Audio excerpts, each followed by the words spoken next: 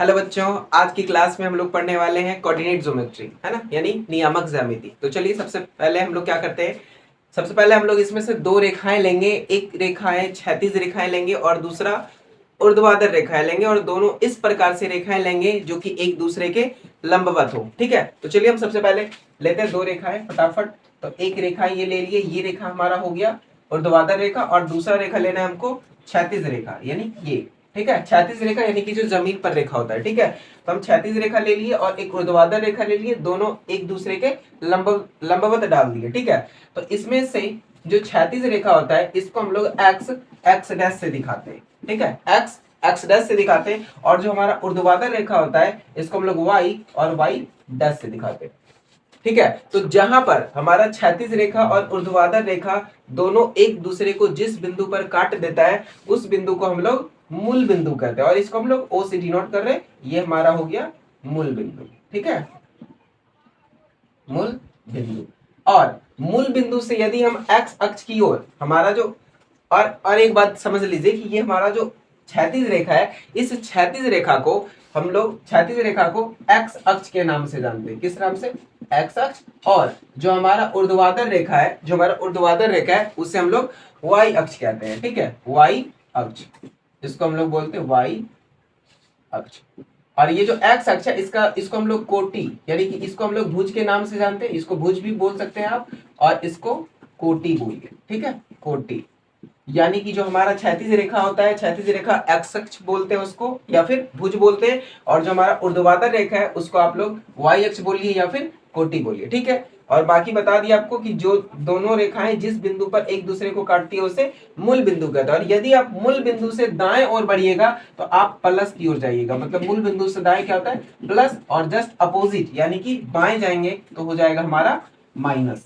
ठीक है, और यदि मूल बिंदु से आप ऊपर की ओर जा रहे हैं तो ये हो जाएगा प्लस, और फिर सेम अगर नीचे आ रहे हैं तो हो जाएगा ये माइनस।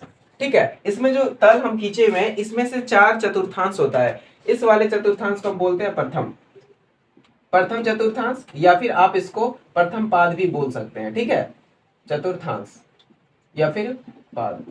और ये वाला जो हमारा इसको हम बोलते हैं द्वितीय चतुर्थांश। क्या बोले? द्वितीय चतुर्थांश। और इसको हम लोग बोलते हैं तृतीय चतुर्थांश। तृतीय चतुर्थांश। और इसको हम लोग बोलते हैं चतुर्थ चतुर्थांश। चतुर्थ चतुर्थांश। ठीक है, तो ये हमारा हो गया। अब आपसे पूछा जाएगा कि आप बताइए कि प्रथम चतुर्थांश जो होता है इसका चिन्ह क्या होता है।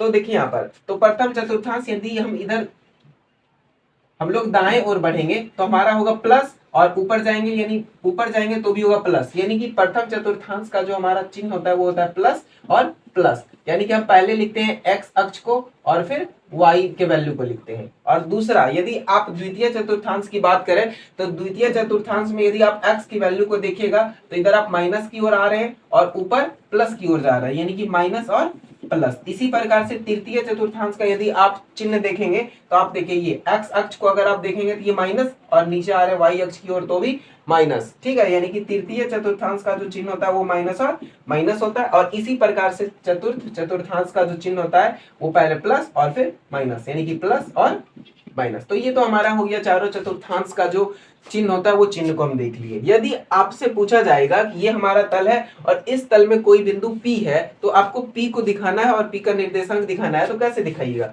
मान लीजिए कि हमारा कहीं बिंदु ये रहा हमारा P, यहाँ पर बिंदु है हमारा P। ठीक है, तो P जो बिंदु है, P बिंदु का जो निर्देशांक होगा, पहले ये समझ लीजिए कि ये हमारा है y अक्ष और ये हमारा x अक्ष। यदि हम लोग y अक्ष से इस बिंदु की दूरी को देखें, y अक्ष से ये जो बिंदु होगा तो ये जो दूरी होगा इसको हम लोग बोलते हैं x निर्देशांक। क्या बोलते हैं? x निर्देशांक। और हमारा जो ये x अक्ष है, x अक्ष से P की जो दूरी होगी वो दूरी को हम लोग बोलते हैं y निर्देशांक। y निर्देशांक। ठीक है, अब मान लीजिए कि ये जो हमारा P बिंदु है वो P बिंदु का ये हमारा मूल बिंदु से जो P का जो दूरी है, यानी कि P का जो दूरी है उसमें x अक्ष का दूरी दिया हुआ है। मान लीजिए आपकी x दूरी है ये, और ये हमारा y दूरी दिया हुआ है। मतलब कि यहां से यहां हो गया x और ये वाला हमारा हो गया y। तो P का जो निर्देशांक होगा वो हो जाएगा हमारा एक्स और वाई, यानी कि पहले हम लोग एक्स अक्ष के निर्देशांक को लिखते हैं और फिर हम लोग वाई अक्ष के निर्देशांक को लिखते हैं। तो इस प्रकार जो पी का निर्देशांक हुआ वो हो गया एक्स और वाई। ठीक है, इस अक्ष में देखेंगे और यहां से अब आपको पूछा जाएगा कि आप मूल बिंदु से इस पी बिंदु के जो बीच की दूरी है वो निकालिए। किसी भी बिंदु, जरूरी नहीं कि यहाँ रहेगा, किसी भी तल में कोई बिंदु आपको दे दिया और बोला गया कि आप मूल बिंदु से उस बिंदु की दूरी निकालिए, तो आप कैसे निकालेंगे। ठीक है, तो चलिए हम देखते हैं कि अगर दूरी ऐसा पूछ ले हमसे तो हम कैसे निकालते हैं उसको। ठीक है, इसके लिए हम पहले इसको मिटा देते हैं। देखिए ये हमारा है, ये हमारा एक तल में कोई बिंदु है जिसका नाम है P और हमको क्या करना है, यहाँ पर ये मूल बिंदु से इसका दूरी निकालना है। ठीक है, ये बिंदु था कोई हमारा P, कैसे निकालेंगे। तो सबसे पहले आपको क्या करना है कि यहाँ इस बिंदु, जिस बिंदु से दूरी निकालना है मूल बिंदु का, उस बिंदु पर से आपको लंब डालना है एक्स अक्ष पर। यहाँ पर हम लंब डाल दिए और P का निर्देशांक, और आप मान लीजिए कि ये हमारा जो डिस्टेंस है, मतलब कि यहाँ से ये जो हमारा बिंदु P है, y अक्ष से जो P बिंदु का जो दूरी है वो हमारा मान लीजिए कि x है, तो ये हमारा हो जाएगा x, यानी कि जो x का निर्देशांक मतलब ये दूरी x है, और उसी प्रकार से हमारा ये जो y अक्ष से दूरी है, x अक्ष से P का जो दूरी है वो है हमारा y, तो इसका निर्देशांक हो जाएगा x और y। तो हमारा ये दूरी हो गया x y और ये दूरी हो गया x। तो आपको क्या करना है कि जिस दो बिंदु के बीच दूरी निकालनी है, यानी कि आपको मूल बिंदु से निकालना है P के बीच की दूरी, तो आप मूल बिंदु से P को मिला दीजिए। ठीक है, मूल बिंदु से हम P को मिला दिए। तो आप यहाँ पर देख रहे हैं हमने क्या किया कि P से हम O X पर हम लंब डाले थे M, तो PM हमारा यहाँ पर लंब हो गया और ये हम मिला दिए, ये हो गया हमारा कर्ण, ये लंब आधार और कर्ण। तो यहाँ पर एक तरीके से मेरा समकोण त्रिभुज बन रहा है, और समकोण त्रिभुज में आप जानते हैं कि इसमें पाइथागोरस नियम से होता है लंब का स्क्वायर प्लस आधार का स्क्वायर बराबर कर्ण का स्क्वायर, और यहाँ पर हमको वही कर्ण यानी कि OP निकालना है, OP के बीच की दूरी निकालनी है। तो क्या हो जाएगा, यहाँ पर आप लिख सकते हैं, क्या लिख सकते हैं, OP का स्क्वायर बराबर ये PM का स्क्वायर, PM का स्क्वायर प्लस ये MO का स्क्वायर, MO का स्क्वायर।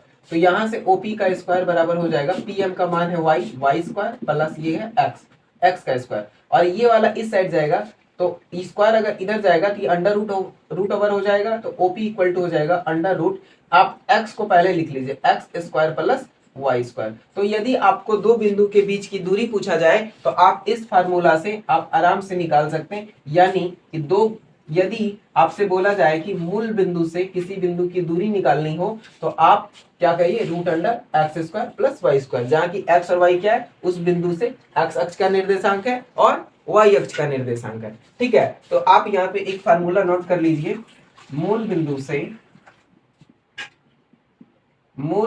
से किसी बिंदु की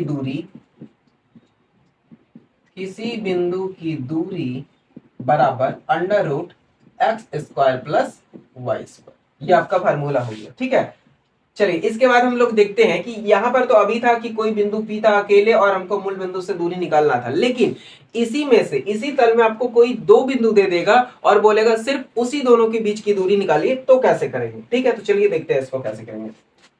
देखिए इसमें से यदि दो बिंदु दिया जाए, मान लीजिए आपको एक दे दिया, आप यहाँ पर A और ये वाला बिंदु दे दिया आपको B, और आपसे बोला जाए कि आप क्या करिए कि इसी A और B के बीच की दूरी निकालिए। अभी तो हम लोग इस मूल बिंदु से किसी बिंदु का दूरी देख रहे थे, लेकिन इसमें क्या करना है, केवल A और B के बीच की दूरी निकालनी है। ठीक है, तो क्या करना है इसमें, तो मान लीजिए आप A का निर्देशांक कुछ, मान लीजिए A का निर्देशांक है x1 y1 और B का निर्देशांक जो है x2 और y2, ये हम मान लेते हैं। ठीक है, तो अब इसके दोनों के बीच की यदि दूरी निकालनी है तो क्या करना पड़ेगा हमको, तो सिंपल बात है कि हम पहले बताए थे आपको क्या करना है, इस पर से आपको लंब डाल देना है, लंब डाल दिए तो ये वाला जो डिस्टेंस होगा हमारा, ये कितना होगा आप ही बताइए। हम बताए थे आपको कि यदि ये वाला y अक्ष से जो दूरी होता है उस बिंदु का, उसको x निर्देशांक बोलते हैं, तो x निर्देशांक इसका x1 है, यानी कि ये दूरी हमारा हो गया x1, और ये वाला जो दूरी होगा ये हो गया हमारा y1, तो हमारा ये दूरी और ये दूरी निकल गया है। चलिए इसी प्रकार इसमें भी देखिए,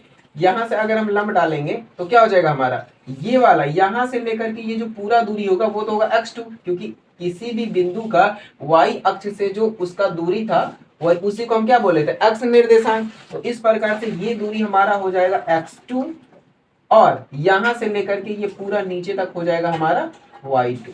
ठीक है, अब हमको किसके किसके बीच दूरी चाहिए, हमको दूरी चाहिए A और B के बीच, तो हमको चाहिए दूरी A और बी के बीच। तो हम क्या करेंगे, इस वाले यहाँ से हम इस पर भी लंब डाल दिए, ठीक है, इसको हम मिला दिए, जो कि मिल गया हमारा, मान लीजिए कि ए को आगे बढ़ाए और ये हमारा मिल गया कुछ भी, मान लीजिए डी, मान लीजिए हम डी पर मिला दिए।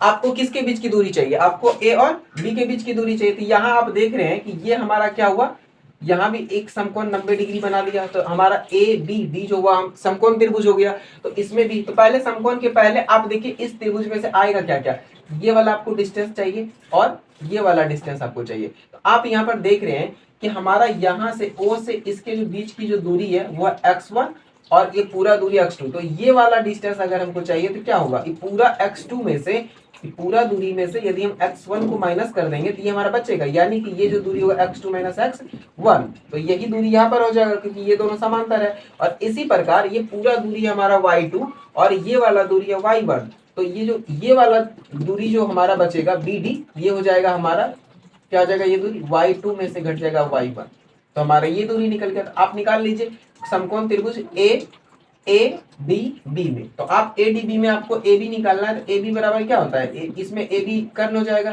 तो कर्ण का स्क्वायर, ये था लंब, यानी कि बी डी स्क्वायर प्लस ये हो जाएगा ए डी का स्क्वायर। तो यहां से आप क्या करिएगा, ए बी का स्क्वायर तो निकालना है, बराबर बी डी क्या है आपका, बी डी का मान देखिए यहाँ पर y2 माइनस y1, यानी कि y2 माइनस y1 इसका होल स्क्वायर हो जाएगा, प्लस AD का मान आप यहाँ पर देख लीजिए, AD ये वाला आया और ये वाला दूरी आप निकाल चुके हैं यहाँ पर x2 माइनस x1, यानी x2 माइनस x1 का होल स्क्वायर। तो क्या हो जाएगा, अगर आप AB बराबर लिखेंगे तो ये स्क्वायर इस साइड जाकर के अंडर रूट हो जाएगा। और आप इसमें भी क्या करिए, x वाले को पहले लिख लीजिए, y को बाद में, तो x2 माइनस x1 का whole square plus y2 minus y1 का होल स्क्वायर। तो ये आपका मेन फार्मूला बन गया, यानी कि दो बिंदु के बीच की यदि आपसे दूरी पूछे तो x2 माइनस x1 का whole square plus y2 minus y1 का होल स्क्वायर, इस पर अंडर रूट कर देना है, ये आपका निकल जाएगा, है ना। यानी कि आपको दो बिंदुओं के बीच की दूरी पूछे तो यहाँ पर आप लिख लीजिए फार्मूला, किन्हीं दो बिंदुओं के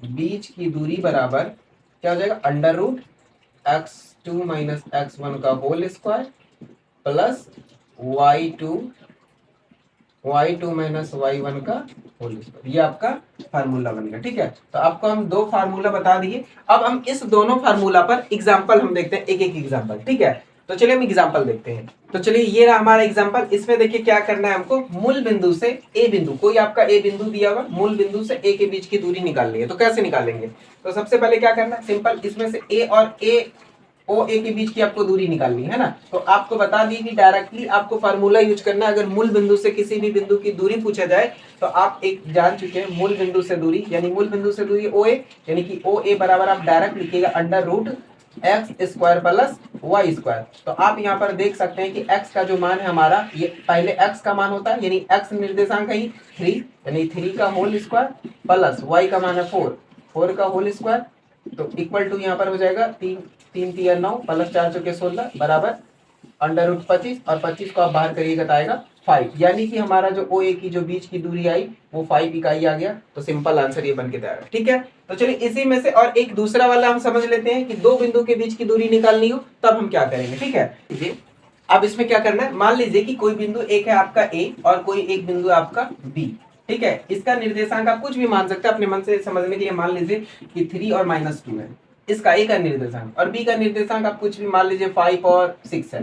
तो ये हमारा निर्देशांक हो गया, और आपको पूछा गया कि ए और बी के बीच आप दूरी ज्ञात करिए। तो आप कैसे करिएगा, तो आप अभी बताएं कि दो बिंदुओं के, किन्हीं भी दो बिंदु के बीच की दूरी को निकालने के लिए क्या होता है, तो दो बिंदु कौन कौन सा है, एक ए और एक बी। तो डायरेक्टली लिखेंगे ए बी की बीच की दूरी, ए बी की बीच की जो दूरी होगी, ए बी की बीच की दूरी इक्वल टू क्या करना है, अंडर रूट, सूत्र में बताए थे आपको क्या, x2 माइनस x1 का whole square plus y2 minus y1 का होल स्क्वायर। तो यहाँ पर x2 यानी कि ये वाला x2 का मान है, और ये y2, और ये x1 और y1। तो x2 का मान क्या है 5, तो यहाँ पर आप लाइए 5 माइनस कर दी, और x1 का मान कितना है 3, ये 3 इसका होल स्क्वायर प्लस, और y2 का मान है 6 माइनस, आप देखिए यहाँ पर ये माइनस तो हम लिख दिए, लेकिन y1 का जो मान है, y1 का मान -2 है, यानी कि ये माइनस तो आ गया, एक और -2 लगेगा, और यहाँ पर ये ब्रैकेट हो गया और इसी का होल स्क्वायर है और इस पर अंडर रूट है।